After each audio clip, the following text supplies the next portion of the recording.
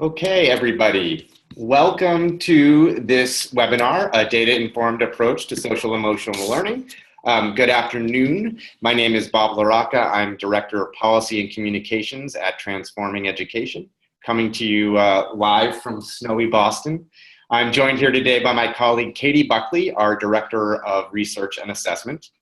And before I get into the introduction of our organization and going through the agenda, I want to hand it off quickly and briefly to Rolf Blank, who's going to give a little bit of background and update on Division H's professional development activities. Thanks, Bob and Katie, and we welcome everyone that's on the webinar today. I chair the Professional Development Committee for Division H, which is a large branch of the American Education Research Association. We promoted and supported this webinar through Division H. I know some of you may have signed on in other ways, but we have been putting it on our newsletter.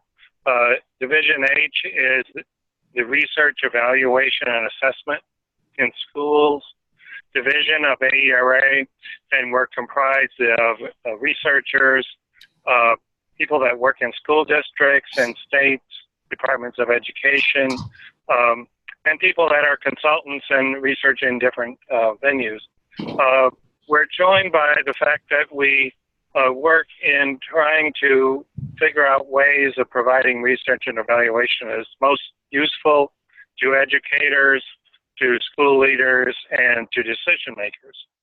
And 4 years ago, under the leadership of our Vice President for AERA, we decided to start a series on professional development about key issues that people in the field are facing, or things that are coming up affecting policy and practice. And so this is the fourth year we've been doing a webinar and also doing a professional development pre-conference course. And this year it'll be on April 13th, the first day of the AERA conference in New York City. Leading into that conference course is this webinar, and last year we had a focus on social emotional learning and indicators of school quality, and our sessions was led by Katie Buckley and her colleague Susan Lyons. And that session worked out so well that this year we went back to Katie and said, would you be interested in organizing a session this year that would follow on research and using data in social emotional learning? And we know there's a lot of different strands in education that are related to this topic. And so we hope that this webinar will appeal to people that are coming to it for different purposes. So I'm going to turn it back to Bob and Katie, and in advance thank them for their leadership with this webinar. Thanks very much, Rolf, and we appreciate that introduction. Before we get going, I also should just make a couple of quick technology notes. One, we will be making this presentation, this webinar, available to you. It's going to be recorded, and we'll be sending it out to all participants and people who signed up but were not able to participate today in a link in the next couple of days. And also, we will be taking questions from you at the end of this session with whatever time we have left. We really look forward to those. So if you do have questions, you can submit them through the chat function that's at the bottom of your screen. Because it's a big webinar, it's sort of difficult for us to take questions as we go. So if you do have questions, I ask that you hold on to them and then submit them to the chat function at the end. And lastly, one of you actually just chimed in here, just to be 100% clear, you are all automatically muted and your videos are not showing. Only the panelists are available to be, or activated to be able to be seen or heard. So with that, I'm gonna go on and introduce our organization and get this webinar started. So as I mentioned, Transforming Education is hosting this webinar today, and we are an organization based in Boston, but we work nationally. We're a nonprofit that seeks to support school systems in equipping students with the mindsets and skills they need to succeed. In other words, we help schools and school systems develop and assess social-emotional learning. And we do this by bridging the gap between the world of psychology, neuroscience, and education research with that of education policy and practice. So we work closely with school systems that want to work now with research to serve their students more effectively. So an example of this is that we've been a strategic advisor to the core districts in California, helping them to roll out their data measurement system that incorporated and continues to incorporate social emotional competencies. We're going to talk a little bit more about that in a bit. And we also work with an amazing set of researchers from around the country, again, from the fields of psychology, neuroscience, and education. And they help us to translate key findings into practical guidance for educators. So here's our agenda today. I understand that there's probably a lot of you on this webinar that are familiar or even are experts in SEL, but we would like to start off with a definition of it so that we're all on the same page. At least the definition of how we look at social emotional learning and view it in our work. I'm then going to lay out the case for social emotional learning and measurement and why measuring these competencies is so important. And then I'll hand it over to Katie Buckley, who will give us an overview of the types of measures that exist and are being used today and some of the research and the findings that we have on those measures. And then I will discuss some of the opportunities to advance this kind of work in your school or your school system and some examples of data that's been put to use. And then, like I said, we will close with questions that we will take from you. And again, if there's anything we don't get to today, of course, the course that we will be conducting in April will be a lot more in-depth, and hopefully, we will get to any questions or content that you have at that session. Okay, so what is social emotional learning? We see it as the development of intra and interpersonal competencies, such as self-management, which is the ability to regulate your actions and beliefs, growth mindset, the belief that your ability can improve over time, social awareness, which is the ability to empathize with others and take different perspectives, and self-efficacy, which is the belief in your ability to succeed in reaching a particular goal. Now, that's not an exhaustive list of all possible SEL competencies, but what we do at Transforming Education is we use a research-driven process to help us select which competencies are best used and taught in schools to help students succeed. So let's take the example of self-management, which we just listed there. We like to put our competencies through a filter. We call it a 3Ms filter to show that that competency is meaningful, measurable, and valuable.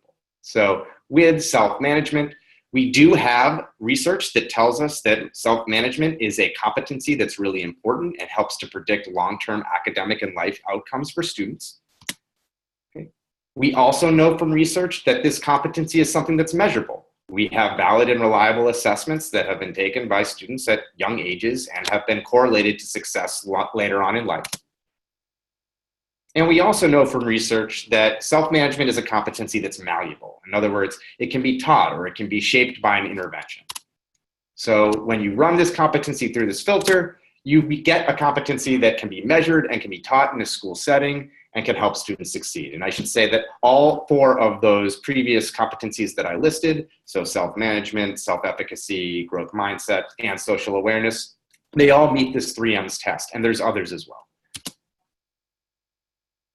I thought it would be helpful to sort of, give you an idea when we say that we're measuring this competency, like just right off the bat, give you a sense of what that is, what that can look like, or how that's done. We're going to go into a lot more detail here about it, but I wanted to give you a sample item from our self-management, or a sample group of items, from our self-management scale.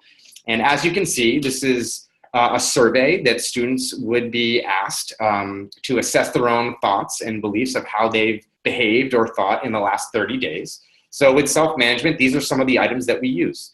I came to class prepared. I remembered and followed directions. I got my work done right away instead of waiting until the last minute, so on and so forth. And this particular assessment uses a Likert scale. So a respondent can either say almost never, once in a while, sometimes, often, or almost all the time for each one of the items. So that's just an example of a scale that we use, and Katie's going to talk more about the measures that we have that are in use in a little bit. So I'd like to now kind of share with you why our organization thinks measuring social emotional competencies is so important. And that really goes back to, as we alluded to in the very beginning here, the research on this is robust and very compelling. We've got a lot of research that says that SEL matters to students, both academically and in careers, and then also in terms of health and well-being. So students with strong social emotional competencies, I listed it here on the slide as SEC, have exhibited greater academic achievement, both within K through 12 levels and at college. We also know that in terms of career, employers really seek to have some of these skills in their employees. We know that from survey data. But we also know that strong social emotional competency levels work to predict a greater likelihood of being employed. And then in terms of health and well-being, there are a lot of positive health effects associated with social emotional competency levels. And these include reduced mortality, lower rates of obesity, lower rates of smoking, substance abuse, and other mental health disorders. So obviously there's a lot here to this slide, and we don't have the time to go through it all today, but if you're interested, we do have a publication that's free and available on our website. You can download it. It's called Ready to Be Counted, and it summarizes this research. And again, you can get that at transformingeducation.org. And I'll put more of this information up on the final slide at the very end. So we know from research that social emotional competencies matters. We also are getting more information lately that shows a public demand for social emotional learning in our schools. And there's a lot out there on this, but I just selected one piece of a poll that was recently conducted in 2017 on the public's attitudes towards public schools. And we also see this support growing for measurement of social emotional learning. So in this poll, it was found that 84% of Americans believe that schools should assess skills such as cooperation, respect for others, and problem solving. I want to be really clear that this was not associated, or this question was not asked within a framework of being used for accountability or that teachers would be evaluated for these skills. It simply was just asking whether these skills should be assessed in a school, and there did seem to be pretty overwhelming support. Just one piece of evidence, so to speak, that says we have a lot out there that people are enthusiastic about, and they do think that this should become incorporated into school systems. We also know from survey data that almost 90% of schools are using some kind of program or practice to build social emotional learning. I've broken these programs here into 4 different categories, but they're not all completely distinct. We do know, however, that there are discrete interventions out there. So for example, PERTS at Stanford University has created a growth mindset intervention that can be used online to develop that skill. There are behavior tracking systems such as PBIS, which sort of set expectations of positive behavior and then try to reinforce that positive behavior. There are all kinds of educator professional development and educator quote unquote moves and strategies that exist. I highlight here the Greater Good Science Center in Berkeley, California, which does a summer institute every year on mindfulness. They also put out a publication for educators on mindfulness, sharing best practices, so on and so forth. And then there are comprehensive programs, which do a little bit of all of these things and typically include curriculum for explicit instruction of SEL, along with resources for integrating SEL into academic classes, as well as professional development. Point here is that there's a lot of programs and a lot of schools are putting these programs into use. We also know from survey data that as a nation, we're putting significant resources towards social emotional learning.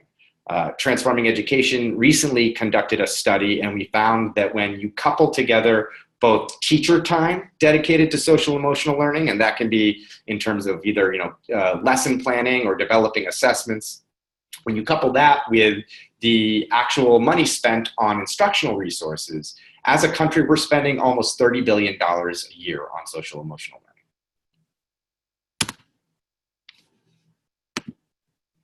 And so why does all of this matter? And the point really here is that while there are a lot of great approaches, as I showed on a previous slide, the field has yet to come to a consensus about which combination of practices work the best for which groups of students and how best to allocate those resources.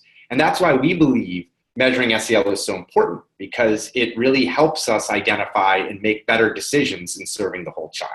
Whether you're talking about for purposes of continuous improvement, which we think is really important, or for advancing equity, which we think is really important, or for building and sustaining student success. So in other words, what we're seeing here is that this is the kind of information, by gathering data on students' social emotional competencies, that we can use to inform such questions as which combination of practices and approaches can help to fully integrate SEL into our schools, which practices and approaches are working well for all students, not just some. How can we celebrate student strengths and work to affirm student identity? How can we better invest in what's working? How can we learn more about our students and their learning environments? And this is particularly important when we talk about culture and climate surveys, where students provide their voice in how they feel a sense of belonging or safety within a school. And then also, how can we prioritize competencies that, like I mentioned, research shows matters. So we're going to go into more detail about each one of these issues throughout this presentation and in the course in April. But that's our argument for why we think SEL measurement is so important. And I'm going to hand it over now to Katie, who's going to discuss the types of research and measures that are out there. Thanks, Bob. Am I unmuted? Great. Good afternoon, everyone. I'm delighted to be part of this webinar. Bob, if you'll advance the slide. So I want to start by saying that we at Transforming Education use the term MESH, which stands for Mindsets, Essential Skills, and Habits, interchangeably with social emotional competencies. So throughout my portion of the presentation, you may hear me using both terms, MESH and SE competencies. And so I just wanted to call that out before I began. So to begin this section on assessment and research, I want to start by talking about the core districts, which provides an incredibly large sample through which to understand how measurement of MESH can work in practice. CORE is an organization in California that fosters collaboration, innovation, and the sharing of best practices among the core districts. For those of you unfamiliar with the core districts, they're a group of 8 school districts serving over 1 million students in 1,500 schools.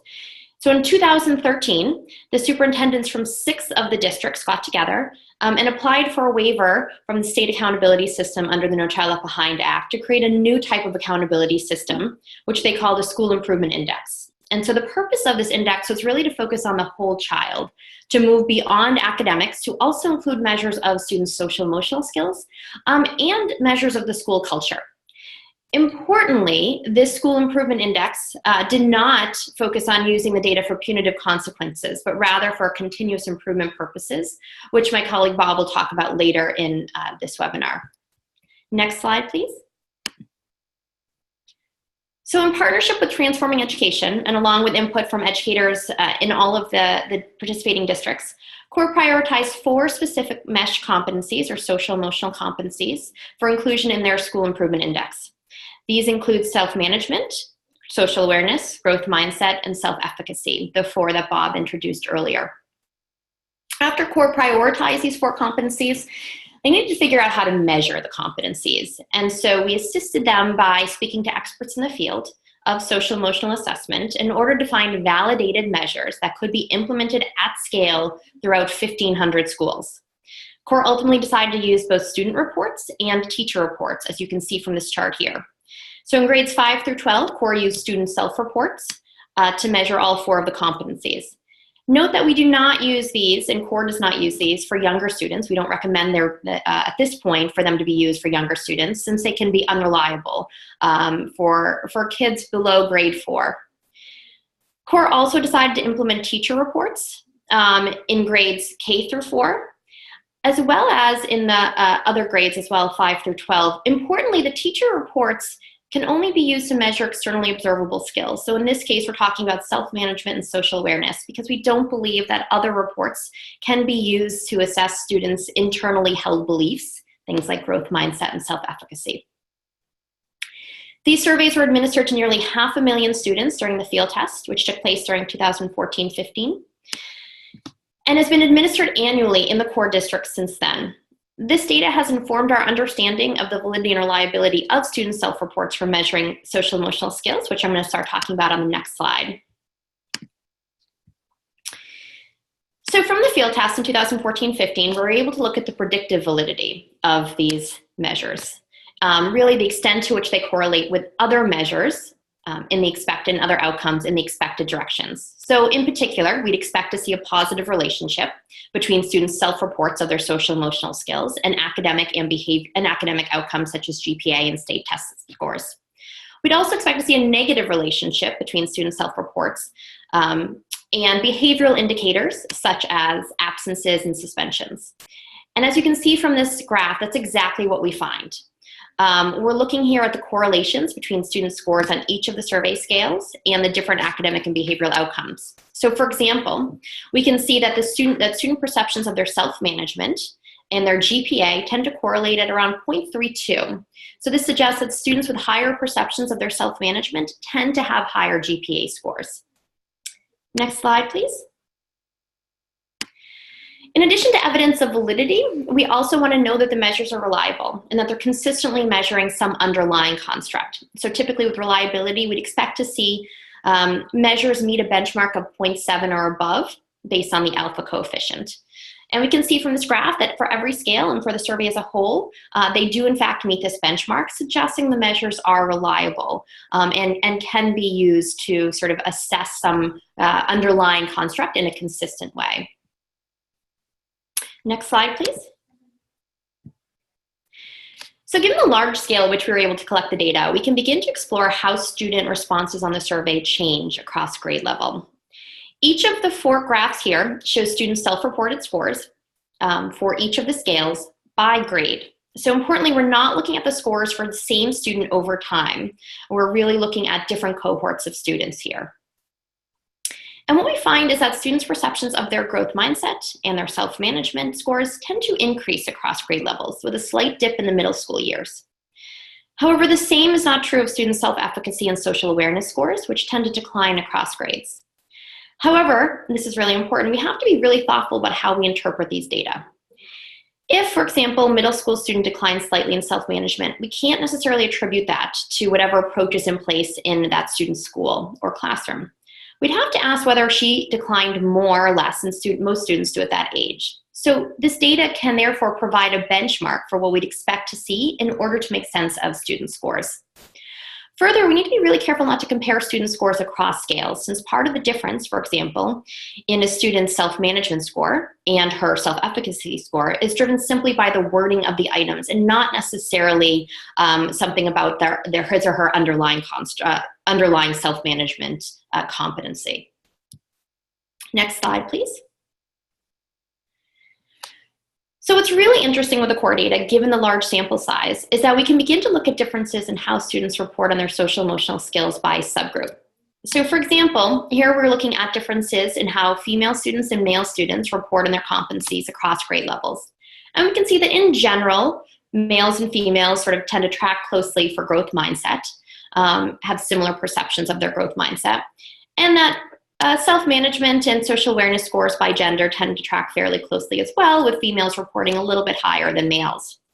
However, we tend to find a different trend with self-efficacy in that top right corner, whereby female students tend to report higher than males in the elementary school grades, and then we see them drop below males starting with the middle school grades.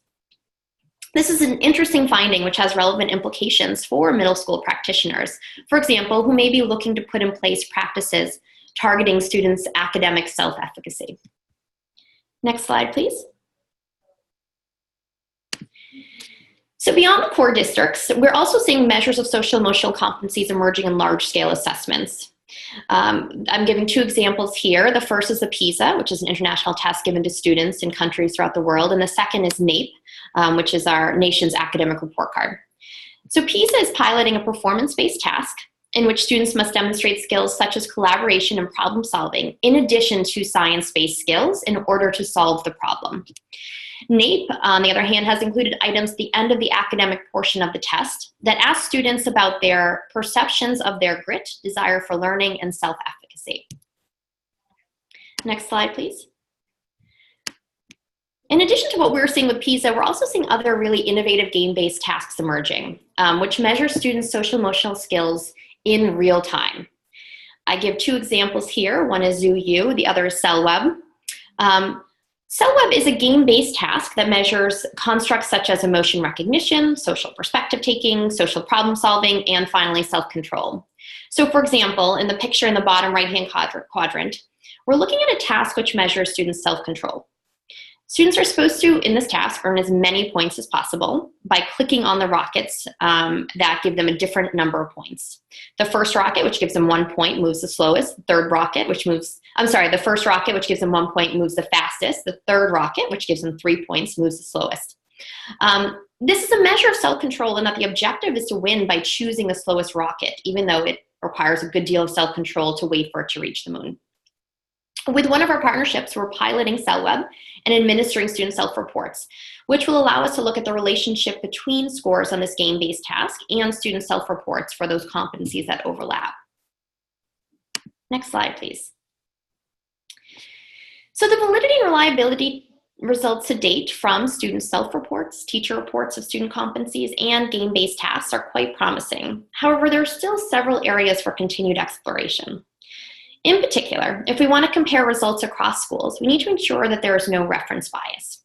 This can occur when students' evaluations of their competencies are influenced by differing implicit standards of what is good enough. So for example, students attending a school with high behavioral expectations may tend to rate their social-emotional competencies more critically than students in schools with lower behavioral expectations. This would clearly make it quite difficult to compare scores in both schools. Equity is another issue to be concerned with, both in terms of whether the items are being interpreted comparably across subgroups, and in terms of how the results are interpreted and used by practitioners. And finally, when the results are used for any sort of stakes, we need to be concerned with the issue of corruptibility. This is particularly true in a high-stakes accountability system, which is why we certainly at Transforming Education do not advocate for student self-reports to be used in this way, and why the core districts do not use the data in this way. So I'll turn it over to my colleague Bob now to talk about the ways that we're beginning to use the data collected from various measures in practice. Okay, great. Thanks very much, Katie. Appreciate that. Great overview of the measures that are out there and the research behind it. Yeah, I'm going to talk about now the opportunities that we know of and that we advocate for that you can use and your district can use to advance this kind of measurement of social emotional competencies. And then I'll also talk about how the data is being used and some recommendations we have around that. So what does systematic gathering of SEL data look like in practice? I mean, that's really a key question here. We get that question a lot. So I'd like to map out for you a process or a hypothetical process that can be used to try to put this into work. So the first thing that we say is that if you're interested in measuring social emotional learning in your students, if that's something you want to do in your district or in your state, a really good place to start is to gather input from a variety of stakeholders: parents, teachers, labor unions, students themselves, researchers, administrators as well. Gather this input to understand how your local community or how your state defines social emotional learning, what are the competencies that you want to work on, and then what are some things that you might want to do in terms of measuring these skills. We also think that an important point of gathering input is to do some kind of a needs assessment. If you're a school-based administrator or you're a district-based administrator, getting some idea of what are the strengths and areas for growth in terms of SEL, like what are some practices that are being put into place already by teachers in the classroom, and what are some that are only partially being implemented or are very frequently being implemented, those kinds of questions. We also think it's really important at this stage, if you are already conducting surveys on culture and climate, so asking students about their sense of belonging or their health, their sense of safety, it's really important to use this kind of data too to sort of set the context and get an understanding of where your students are, what they think of their learning environment, and that can be used to help further social emotional learning. And we could talk a little bit more, I think, at the course about the connection we're beginning to see and that we know between things like sense of belonging and social emotional skill development. After that, we think it's important, after you've gotten some input and you kind of know the direction you want to go, to, if you're doing this, as a district with a collection of schools, or if you are doing this as a district with a collection of other districts as part of a network, to determine a common set of measures that you would use to put into place in the competencies that you want to use. A lot of places are doing this with surveys, as we talked about with the core districts. That's one way to do it. And then the third step here is to, of course, pilot those measures, give it a trial run, and then, see if these are actually the competencies that you want to continue to measure, and then begin to start thinking of ways you might use the data. Now, there's a lot of different ways you could possibly use it, and there's a lot of questions around use too, and we're going to explore this more in the course, and we can certainly begin to take some questions from you later. But we think one really important way is to build educator capacity, and specifically through professional learning that helps educators interpret the data. We also think that another possible use it would be to kind of culling through the data and understanding, what might be some smart investments you can make in evidence-based practices.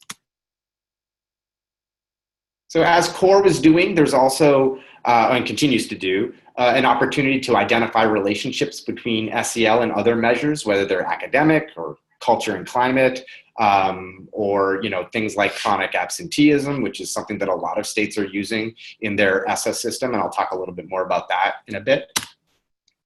And we also believe that using data can be a powerful tool to advance equity. I'm going to talk about that on the next slide here.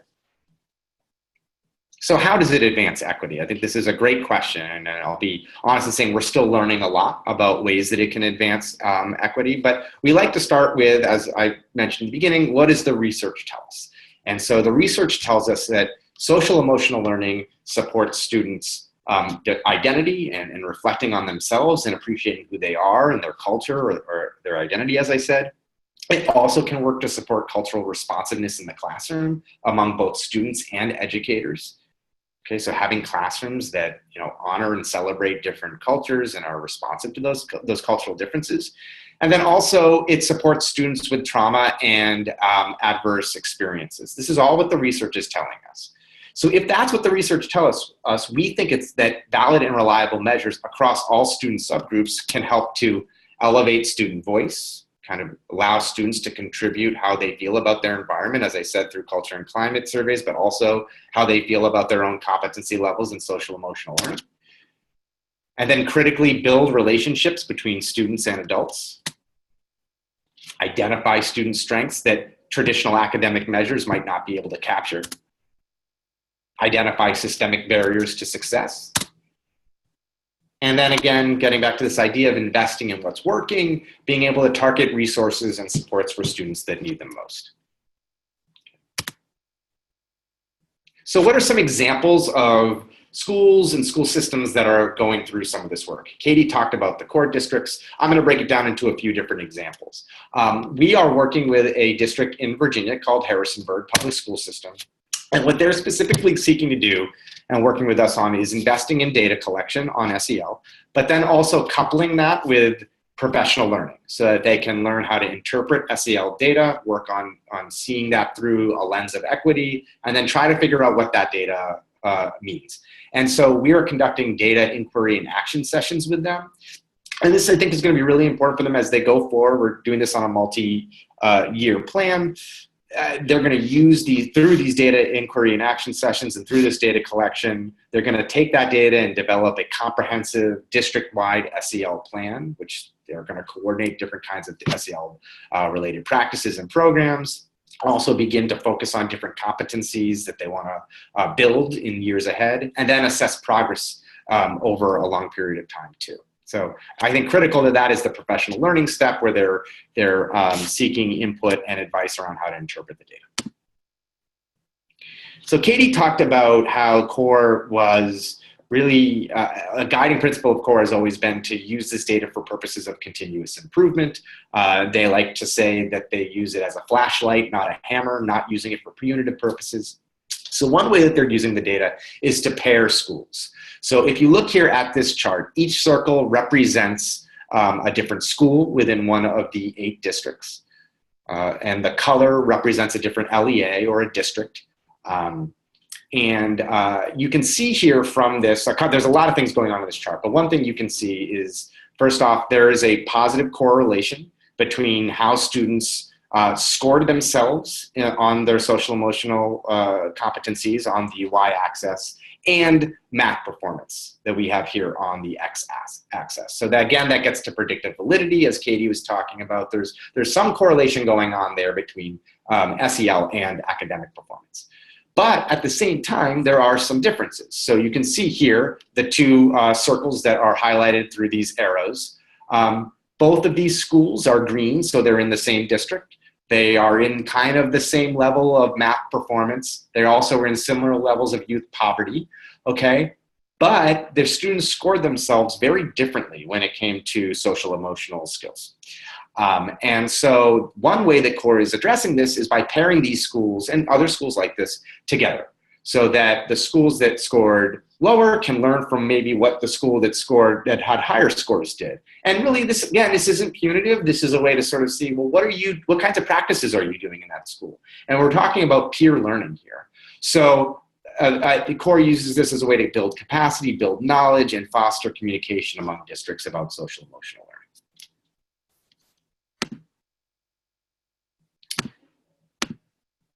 Okay, so we also think that using data can inform the use of evidence-based strategies on SEL, and we're doing this now with some of our partner schools through a collaboration with New Schools Venture Fund. And one way to do this is through what is called a learning cycle, or a PDSA cycle, a plan, do, study, act cycle, whereby we essentially ask ourselves, where do we want to better integrate SEL into our work? Like, that's the question that's asked with these PDSA cycles. What do we want to achieve? How will we know that we're making changes that work? And then what changes can we make that will result in improvement over time, right? So this is exactly the kind of work we're doing with districts across the country. And you can use SEL data to inform how to start this inquiry process. So for example, a school may find from its survey data that students report noticeably lower scores than male students, may report noticeably lower scores than female students on a self-efficacy scale.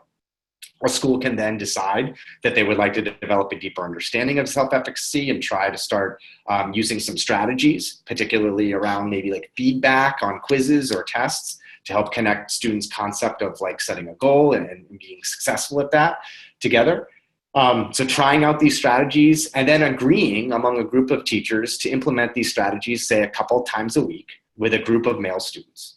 And then over a period of time, say a month, the group can come back together to review how the strategy worked and whether the students have been able to make better connections between their efforts and reaching their goal. So this is just all one way of saying that using SEL data can inform the kinds of practices that you do, perhaps through a PDSA cycle, and that can be better. That's one way to better integrate SEL into your whole curriculum and system. So I just want to close off here. We've been talking a lot about SEL integration in the school level and system level. Took a look at the measures and some of the research. I think it's important to close off here by acknowledging that there's, in our opinion, a pretty supportive policy context here for advancing this kind of work. So the Every Student Succeeds Act, which was passed at the end of the Obama administration at the end of 2015, really changes things a bit, and it devolves power to states and to local education authorities, districts, to provide them with the flexibility to expand the definition of school and student success. Throughout the law, there's a big emphasis that's placed on the use of evidence-based approaches. So we referenced that earlier, how important that is to our work. And also it establishes the opportunity to incorporate social emotional learning measures into state systems, either for accountability purposes or formative purposes or other public reporting. I should say that the law doesn't specifically mention social emotional learning, but there's a lot of areas where there's the flexibility to do that. And so I thought I'd give you an idea of how are states using ESSA today that we know of to support SEL. And again, this is not a comprehensive list. This is just a few ways that we've seen through different statements made by state leaders, but also every state had to submit an ESSA plan after the law to say what they were going to do in compliance with the law. And in terms of accountability, we are not seeing states use direct measures of student competencies. So we're not seeing states as a whole do what, say, the core districts did in terms of survey administration on competencies. We're not seeing that. But we are seeing several states, so for example, Nevada, Illinois, North Dakota, incorporate surveys in general into their accountability frameworks. And these are typically culture and climate surveys. Some of them times they're called student engagement surveys, essentially as a way to learn about the educational environment that students are within. I should point out that these surveys are really not making up a huge portion of the accountability score that a school would have within the framework. Actually, they're quite low, in the low digits, but it's an important signal, I think, that states are creating an assessment infrastructure like this to get this kind of student voice. We are also seeing different kinds of data collection related to social emotional learning emerging from states. So, for example, some states, Oregon, Michigan, and Vermont, are using or they're revising their needs assessments to potentially include reviews of social SEL-related resources and conditions. In some cases, these are mandated. In other cases, it's not. I think Oregon is doing this for all of its schools, and then Michigan is doing it for just a small group of their schools. But anyway, within their ESSA plan, states did signal that when they're conducting needs assessments, they want to carve out room to better understand what kinds of social emotional learning programs and practices are being put into place in schools. And then lastly, we're seeing other kinds of, quote, like non-regulatory guidance, so not mandatory or not mandated policies stemming from state education agencies and other kinds of financial or budgetary support. States are providing guidelines. So in Massachusetts, they recently just created an SEL implementation guideline that focuses on information about different kinds of continuous improvement, advice on different kinds of SEL curricula and school-wide implementation practices, how you might go about seeking and conducting professional development. Talk a little bit about collaboration with families and community members and how that's a vital a part of getting input on SEL and how to strengthen those practices. So that's one thing that we're seeing. We're also seeing promises being made to provide federal funding. So there's a big pot of money. It's not that big, but there's a pot of money that can be used for a variety of purposes called Title IV within ESSA, where states, we're seeing a lot of states essentially say, we'd like to use that money for social emotional learning initiatives at the local level. So I'm sure that over time, we're going to get more and more information about what states are doing. But for now, these are some examples of what we're seeing. So with that, I would like to open it up to questions, and I'm going to unmute Katie and Rolf. And again, if you'd like to have any submit any questions, I'm going to pull up on my screen here the chat box, and please feel free to ask.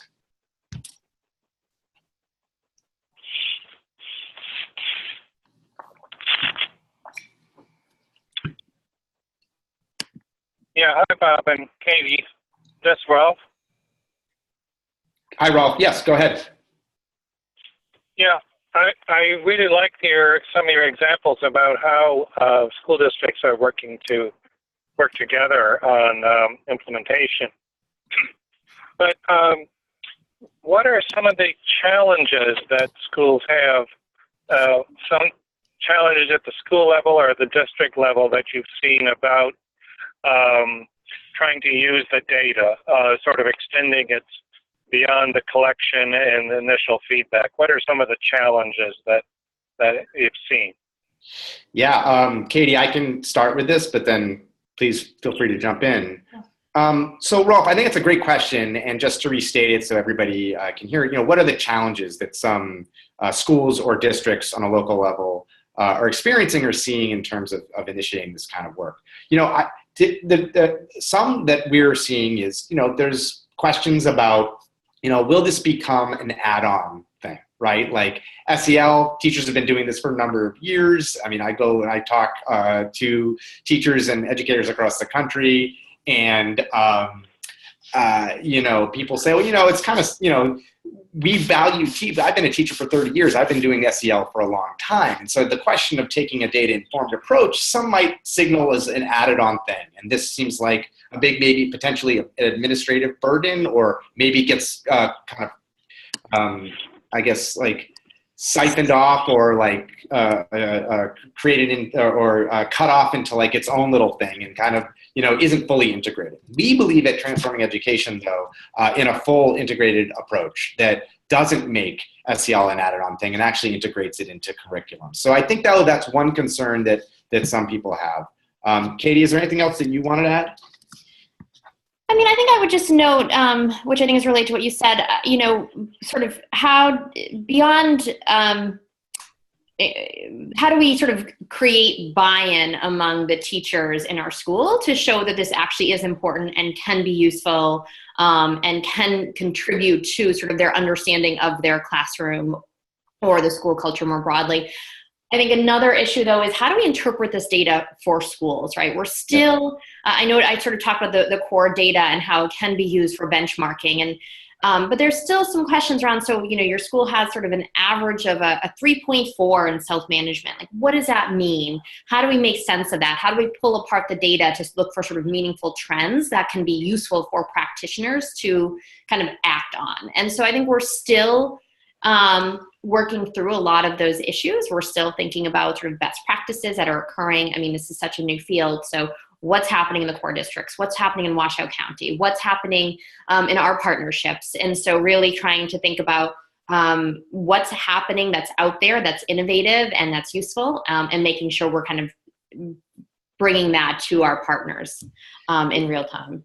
Yeah, I think that's absolutely right. I mean, I think, you know, again, there's a newness to this, and I just think that can be scary, and I think that makes a lot of sense. But we're continuing to see like encouraging and promising signs about, you know, the validity and the reliability of these assessments, and then also about we're seeing a whole host of different suggestions and ways of using the data. And I think if we're using it for purposes of continuous improvement or for a formative way, we believe that the measures are actually ready for that. I mean, it's a whole other question about whether they're ready for accountability, which we at this point do not think that they are. But I think for other purposes, they are. So we've got a bunch of other questions here. I want to try to get to them. Paul asks, why do you think middle school females had a decline in self-efficacy? Katie, do you want to take that? Yeah, I mean, I think this is fairly consistent with research we've seen more broadly around sort of student social-emotional skills, particularly females, in academic self-efficacy. If we think about sort of feelings towards mathematics, for example, we tend to find declines in females relative to males in the middle school years. And so it is consistent with research, and so I think it's almost validating that we actually are seeing it show up in our large-scale data. But I think there's more to be done to kind of unpack what exactly is happening and why students are answering the way they're answering from year to year. And that we have far less information on, because remember, this isn't simply a measure of student self-efficacy. It's a measure of their perception of their self-efficacy. And so we really need to think about why their perceptions are changing and what might be done, what can be done to mitigate that. And I see the next question there from Paul is whether the survey tools are in the public domain. We do have them on our website. The core surveys are up there under our document Measuring Mesh, and they are free for anyone to use. We also have toolkits available to sort of talk about ways to kind of think about best practices across some of these competencies. And I will add to that last point, as I double as policy and communications director, we will be actually building out a new part to our website in coming weeks that's going to be specifically a page for assessments that we have that are open sourced, and also more information about what other kinds of assessments are out there, and a page that we will be continually updating as we gain new information. Another question here from John is, what are some advantages or disadvantages to individual student-identified SEL data versus cohort-only identified SEL data? I will say one quick thing about this, and then Katie, I'd love to hear what you have to say. We should be clear that while individual students are taking these surveys, oftentimes the data is viewed as part of a group, right? It's aggregated data. So like oftentimes if you're going to review this data with a group of a team of educators, or in some cases, for example, Washoe County in Nevada is a district that's done a lot of interesting work around this. They actually have data summits with students, but they review the data on an aggregate level. I think that there's some concerns about sharing this data on an individual student level because these measures are so new and there's a risk of misinterpretation. So to this point, most districts that we are aware of are analyzing it on the aggregate level to identify trends. And as Katie pointed out with the example of self-efficacy, maybe what are our specific subgroups of students doing really well or struggling, or not saying necessarily struggling, but reporting lower scores and trying to maybe identify what those issues are and then address them. Katie, is there anything you would add there? Yeah, John, this is a great question. I think the way it's reported is really tied to the use case and the type of measure. And so, for example, if we want to think about facilitating conversations with students and families, I think then you do want to have student level data. But you need to know, though, that if you're basing it on student self-reports, it may change their self-reports, right? If you're a student and you're being told, well, if the way the conversation is going makes the student feel like they are being blamed, certainly they're going to start answering 5s instead of 1s, right? And so it's really important, I think, in the interpretation and the way it's being used. If you're looking for sort of, evaluation purposes, using the data for evaluation, some type of measure for evaluation, right? Certainly aggregate data or subgroup data works. And so, thinking about both the use and the type of measure that, some measures are better suited to individual level reporting, for example, game-based tasks, and some are better suited to sort of cohort or aggregate reporting. Great. The next question here is about the PISA items. Katie, do you want to take that one? Yeah, so that's a direct assessment. The picture that we showed you is, and I think it's 8th grade task. It's really asking students to demonstrate their sort of ability to figure out which environment makes certain species of fish flourish. And so it's a direct assessment, a game-based task. And in order for the student to answer it, they have to get information from the avatar. So the avatar has some of the information, they have sort of some of the information, so they have to collaborate across to kind of be able to solve the problem. There are other measures being piloted as well, so I'm just less familiar with some of those. Great. And I will add, do you mind, Bob, if I just, those aren't the only ones that are, we gave a few examples, but ACT is doing some really cool work in this area too, developing game-based tasks. There's lots of other sort of organizations that are kind of working to develop some of these more innovative tasks. And, I will note that there are sort of pros and cons of different types of measures. So sort of what you gain maybe with performance-based tasks, you lose sort of student voice, which we also believe is a super important component to further student skills. So just sort of as we think about using sort of an abundance of measures sometimes to try and triangulate and understand sort of where students fall and how best to support them. Yeah, and one thing I would say, one of the reasons why we have that slide and we like to communicate that is just that I think, it signals that large-scale assessments are incorporating social-emotional measures into those assessments. I think that's just an encouraging sign that there's interest around doing this and that there are large-scale systems that are taking this seriously. So there's a question here about how we work with Panorama. I would say that there's 2 ways. We've worked with Panorama with a number of our partner districts and systems to help administer the surveys that we talked about before. And then also Panorama has an Educator Moves page, a web page where they highlight different kinds of resources that are available. And we have featured our toolkits through that channel, through that partnership. Okay, so we also have a question here about, before the webinar ends, can we say a little bit more about what can be expected at the pre-conference session? So I think, I'm assuming you're referring to the workshop that we're going to be hosting in April 13th. What you're going to see is sort of a much more sort of fleshed out version of this, where we're really going to talk more about the research, around the measures, the policy, the use in practice, the use in policy. And we're going to try and get into a little bit more the kind of, what do we do with this data? How can we use it? How can we think about supporting students better? So kind of modeling one of our toolkits in which we walk through sort of best practices. So this is sort of, I think, a little flavor of what would then be a larger workshop in April. And I also think one thing we would like to do, and I think this will be somewhat dependent on time, but I think, we would love to have this be a two-way street. Of us sharing with you what we have learned and what we know and what we don't know in this, but also we'd love to get input from you about, what are you thinking would be, the first question that we had from Rolf, or what are some barriers to collecting SEL data on a local level? Well, we'd love to hear from you about that. What are some barriers that you think might exist? Or, this kind of, as this new work continues to grow, I think we are best served as an organization by hearing what others have to say too. So I think that will definitely be a part of our session as well.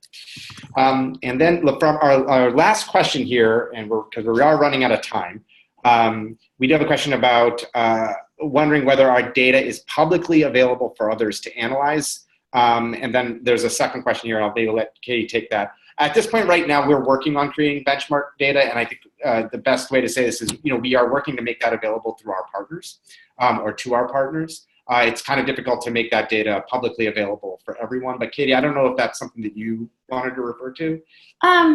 Well, yeah, and so I'm not sure if this question is about the benchmark data itself or actually just for other researchers to analyze the data. Yeah. So if it's about the latter, it's not yet. I think there are plans to eventually move there. Right now, PACE out at Stanford houses all of the data. And we're part of the research team, so we have access to all of the data for various research projects. Other organizations are looking at the measurement properties. So for example, you asked if there's been any work around differential item functioning. There has. We've done this as well with the data that we've been administering through our partnerships. And I'm happy, Jacqueline, to follow up with you to tell you sort of what we found and to share a draft with you on that. And also, Katie mentioned PACE, housing the data. They've come out with a couple of papers that have, analyzed and are explaining some of the findings from the core district. So again, this is PACE, Policy Analysis for California Education. They just came out with a paper last month or a couple months ago, and they came out with one in March 2017. We actually referenced it here in our presentation that is really keeping everybody up to date with what they're finding from the core districts and that data. So I think that with that, Rolf, is there anything else that you wanted to add before we go to the final slide here and close out? No, thank you. This is great. We really appreciate your leadership. And if people want to register for it's a pre-conference course, you register through the AERA conference registration, and you will find the course listed there. And we'll send out some more information to Division H about it too. Thank you. Great, sounds great. And then I will just leave you here with some contact information. We put out a weekly newsletter that shares highlights of SEL-related research, different events, webinars, reports that are being released. Every Wednesday we put out that toolkit. So if you're interested, just go to our website. You can easily sign up for it there. We have toolkits, as Katie mentioned, and downloadable papers. You can get all of this at transformingeducation.org. We also are on Twitter at transforming_ed, so you can follow us there. And then if you have any other follow-up questions, you can email me or Katie. There are email addresses. You can also, there's other members of our team too that if you're curious to connect with about our work, especially our district-based work, we can connect you to them as well. So I think that with that, that'll wrap up our webinar today. We really appreciated sharing this with you, and we look forward to having an even deeper conversation with you about this in April in New York. So, goodbye, everybody.